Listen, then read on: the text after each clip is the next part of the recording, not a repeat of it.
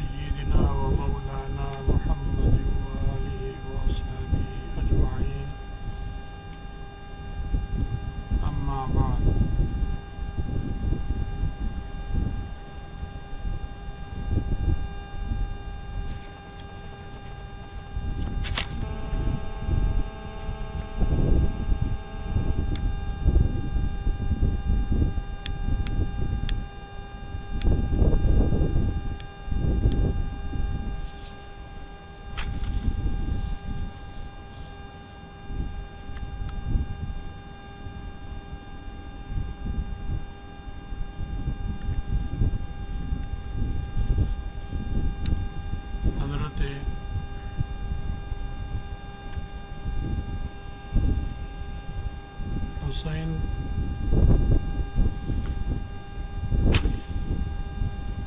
بن وحوح جن سے روایت ہے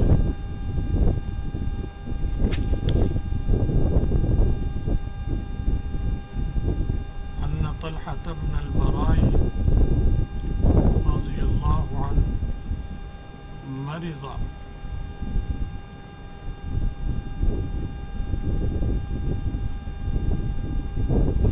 طلحہ بن برا رضی اللہ تعالی عنہ بیمار ہوئے فاتاہ النبی صلی اللہ علیہ وسلم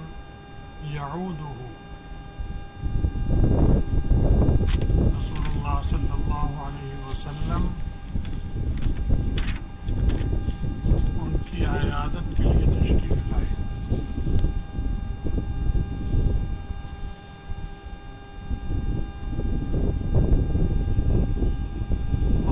آپ نے فرمایا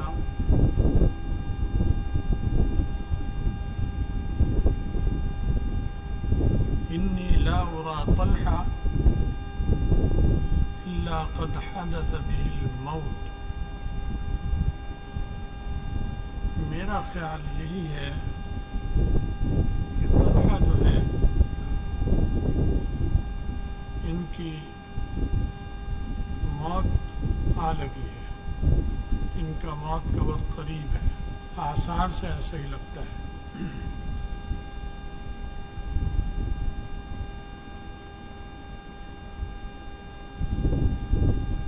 فَآذَنُونِي بِهِ،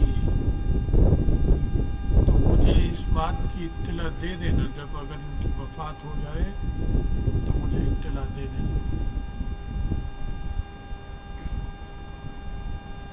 وَعَجِّلُوا، اور پھر جلدی کرنا، تجہیز و تکفین میں تاخیر نہیں کرنی۔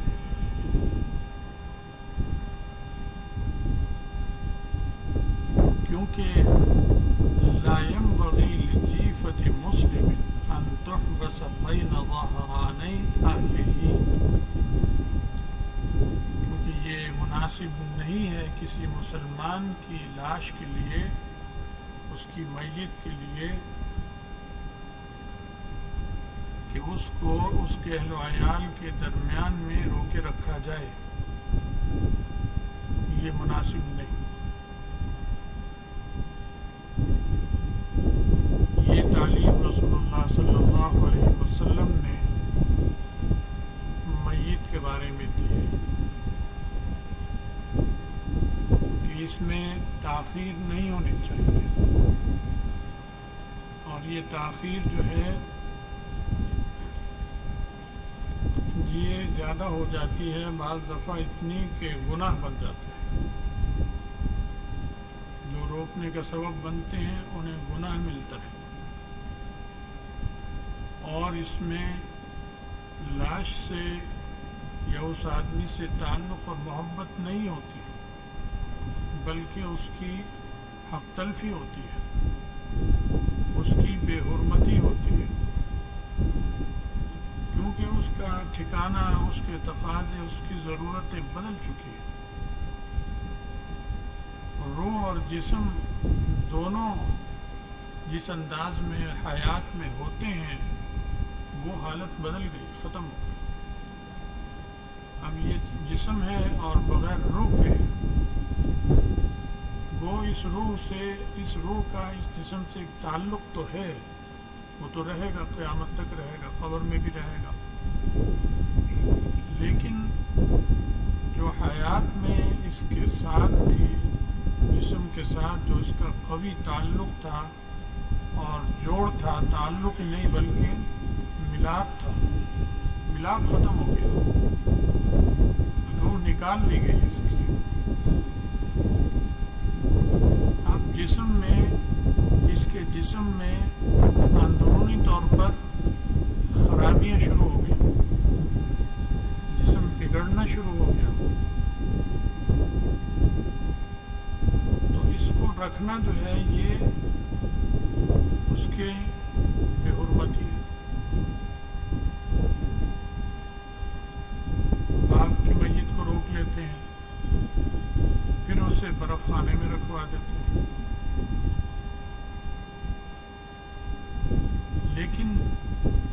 جوش میں، جذبے میں رکھواتے تو ہیں، لیکن جب وقت گزرتا ہے تو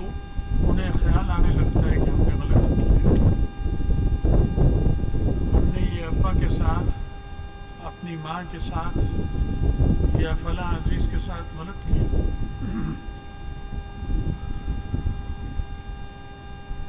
ایک تو غسل میں عموماً تاخیر ہوتی ہے، روح نکلنے کے بعد ناپاک ہو جاتا ہے، اس لیے غسل دینے کا حکم، سوائے شہید کے. شہید کا حکم یہ ہے کہ اسے غسل کی ضرورت نہیں ہے، باقی سب کو غسل دیا جاتا ہے، قطب کو بھی، غوث کو بھی، صحابی کو بھی، غیر صحابی کو بھی غسل دینا ہوتا ہے.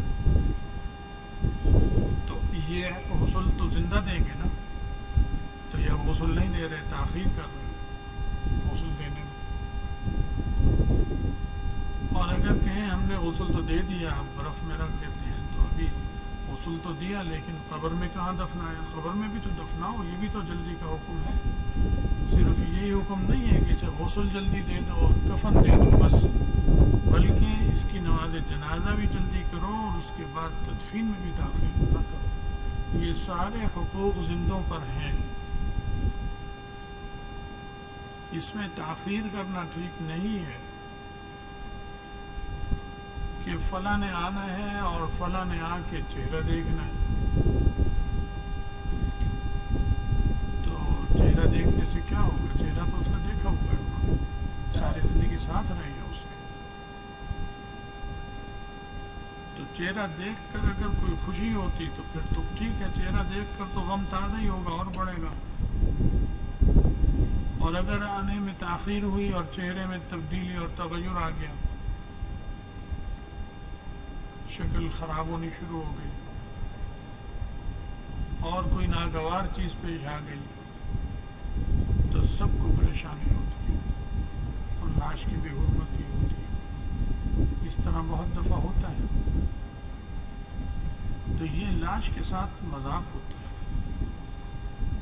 اس کے لیے جلدی کرو. اور پھر ورثہ کو، لواحقین کو اذیت ہوتی ہے. ابھی وہ آئے، سب ملنے آئے، اب چونکہ فیصلہ ہو گیا کہ 24 گھنٹے بعد یا 2 دن بعد اب وہ سب واپس چلے گئے گھروں. اور یہ جو بیٹھتے ہیں ورثہ، لواحقین، خاص چند گھر میں رہ جاتے ہیں، ان کو کوئی تسلی دینے والا نہیں رہتا. کہ سب گھروں میں چلے گئے پھر آئیں گے 24 گھنٹے بعد 3 دن بعد، تو ایک تو انہیں آنے جانے کی مشقت، اور پھر اس میں سے سارے نہیں آتے، آ بھی نہیں سکتے، کام ہوتے ہیں ایسے۔ ایک نیا حادثے سے ایک جو جذبات سب مسلمانوں کے بنتے ہیں، لواحقین کے بنتے ہیں، وقت گزرنے کے ساتھ ساتھ سرد پڑتے ہیں، فرق آتا ہے اس میں۔ تو ظاہر ہے بیٹے کا صدمہ اور ہے، باپ کا صدمہ اور ہے، ماں کا اور ہے، بہنوں کا اور ہے، فرق آنے گا، اور بہنوں کی اولادوں کا صدمہ اور ہلکا ہو جاتا ہے، اور بیٹیوں کی اولادوں کا صدمہ اور ہلکا ہوگا، بیٹی کا صدمہ زیادہ، نواسیوں کا صدمہ ہلکا ہوگا، باپ کا صدمہ، بیٹے کا صدمہ زیادہ ہوگا، بیٹے کو صدمہ زیادہ ہوگا اپنے باپ کا، لیکن بیٹے کی اولاد کو فرق آ جائے گا۔ قدرتی ہے، یہ اللہ کا بنایا ہوا ہے نظام ہے، یہ نہیں کہ ان پوتوں کا قصور ہے یا ان نواسیوں کا قصور ہے، یہ اللہ کا بنایا ہوا نظام ہے۔ تو وہ صدمے میں فرق ہوتا ہے۔ تو تازہ حادثے پر جو ایک صدمات اور ایک جذبات پیدا ہوتے ہیں، ان جذبات کو اسلام نے مفید بنا دیا کہ تاخیر نہ کرے، کیونکہ یہ جذبات سب پڑتے ہیں، تو جتنی جلدی کرو گے اتنی دل سے وہ دعا کریں گے، اتنے جذبے سے سارے کام انجام دیں گے، کفن کے، دفن کے، تختہ لانا، چارپائی لانا، اسے واپس پہنچانا اور لواحقین کا خیال رکھنا، یہ تر و تازہ جذبے میں زیادہ رکھتے ہیں۔ اب جو باسی ہوگا وقت، لواحقین کے ساتھ صدمے میں شرکت پہ بھی اثر پڑے گا، اور وہ چند لوگ بیٹھے بیٹھے تسبیح پڑھتے پڑھتے بھی تھک جاتے ہیں، پھر انہیں کھانا کھاتے ہوئے شرم آتی ہے کہ ابا کی بھی تدفین تو ہوئی نہیں، تو ہم کھانا کیسے کھائیں، اور بھوک لگ رہی ہے، قدرت نے نظام بنایا ہے، معدہ تو کام کر رہا ہے، صدمہ اپنی جگہ، معدہ چل رہا ہے، آنتیں چل رہی ہیں، دل حرکت کر رہا ہے، دل روکا تو نہیں، گردے بھی کام کر رہے ہیں، انہیں پانی چاہیے، پانی بھی پیئیں گے، اور پانی پیتے ہوئے ہر ایک کو، کسی کو بھی شرم نہیں آتی، چاہے کتنا ہی صدمہ کیوں نہ ہو، کہتا مجھے پانی دو، لوگ فوراً پانی دیتے ہیں، لیکن مجھے کھانا دو یہ نہیں کہتا ہوں۔ بھوک بھی لگ رہی ہو تو اسے مشکل ہوتا ہے کہنا، دوسروں کے ذمہ ہے کہ وہ اس کا خیال رکھیں، اسے کھلائیں، نہیں کھاتا وہ تو زبردستی کچھ کھلا دیں اسے تاکہ اسے تقویت ہو۔ اب وہ کھلانے والے جو ہوں گے، ظاہر ہے وہ وہی ہوتے ہیں جن کا صدمہ کم ہوتا ہے، محلے دار ہوتے ہیں یا دور کے رشتہ دار، وہ چلے گئے، اب یہ اکیلے